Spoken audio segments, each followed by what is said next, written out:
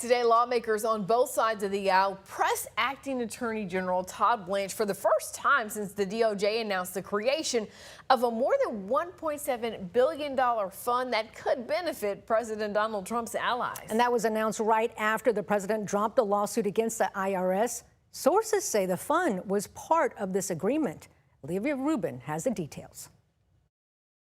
Today, sparks flying on Capitol Hill. Acting Attorney General Todd Blanche pressed on an unprecedented new, nearly $1.8 billion fund using taxpayer dollars that could benefit Trump allies. Mr. Attorney General, this is an outrageous, unprecedented slush fund that you set up. The unusual deal negotiated between President Trump and his own government. The president dropping his lawsuit against the IRS over the leak of his tax returns years ago.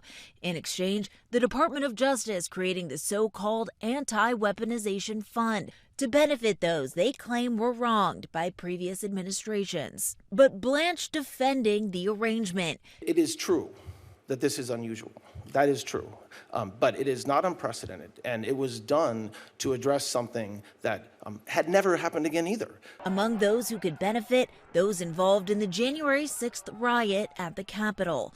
Blanche not ruling out convicted violent offenders or militia members, adamant anyone can apply. Whether an individual, an oath keeper, as you just mentioned, applies for compensation, is anybody in this country can apply. Blanche, who was previously the president's personal defense attorney, will appoint the 5 commissioners who dole out the money. Democrat Chris Van Hollen raising questions about a conflict of interest. Mr. Attorney General, you are acting today like the president's personal attorney, and that's the whole problem. And at the White House, Vice President J.D. Vance also pressed today about the possible payouts, adamant it's for everyone, Democrat or Republican. I mean, if Hunter Biden wants to apply for this particular fund, he is welcome to. Now, of course, applying and actually receiving the money are two separate issues, but one unexpected name already jumping in.